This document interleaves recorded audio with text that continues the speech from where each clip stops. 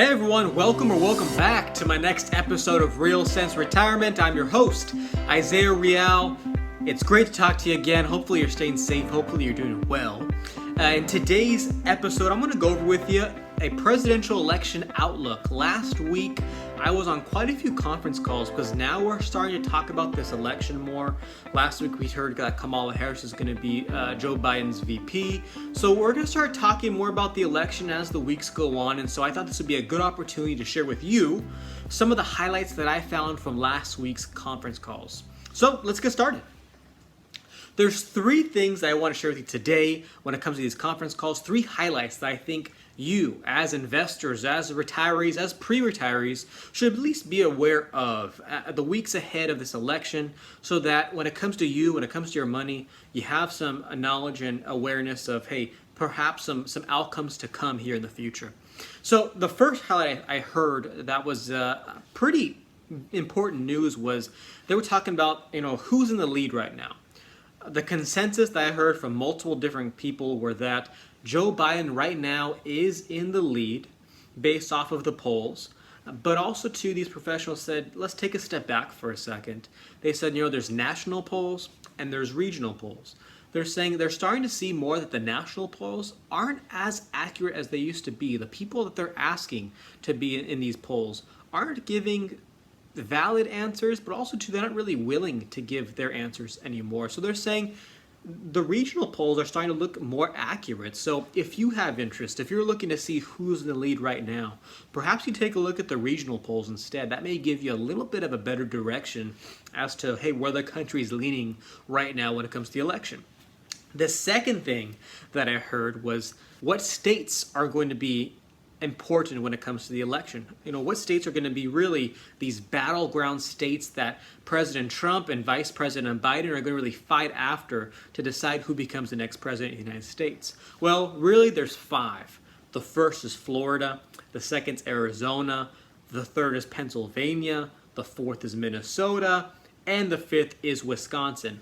Of those five, there is one that came back as the consensus on multiple conference calls saying whoever wins this state clearly will have the inside edge to the presidency. And that state is Florida. Florida is going to be that state that they feel can really decide who becomes the president. Whether it's President Trump or Vice President Biden, they say whoever wins that's going to have a clear inside track. Whoever loses that, they're going to have to make up ground in other states, and they're going to have to hope that they get some states that fall into their lap.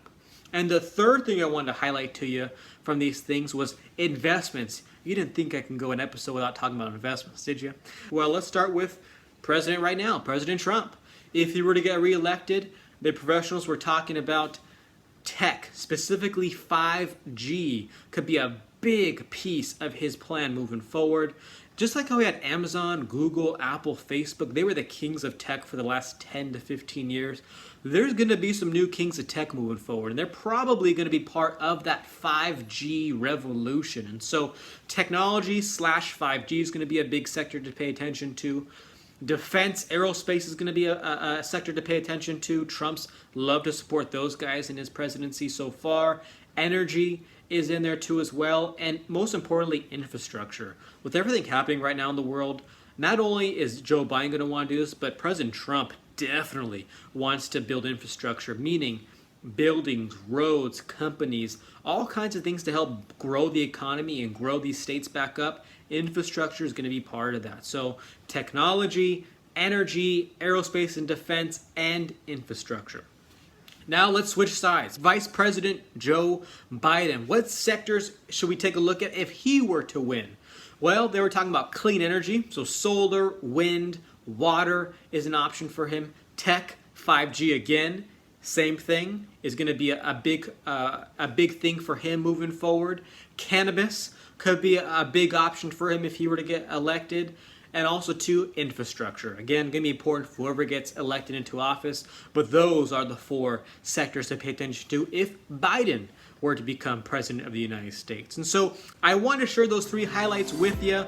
I will talk about the presidential election more as the weeks go on, but I thought it would be a good opportunity to share some of the highlights that I thought were noteworthy from last week, and I want to share them with you. If you have any questions, if you have any thoughts, please feel free to reach out, message me, email me, call me. I'm here for you. I look forward to talking to you again soon. Thank you so much. Have a great day. Take care and stay safe.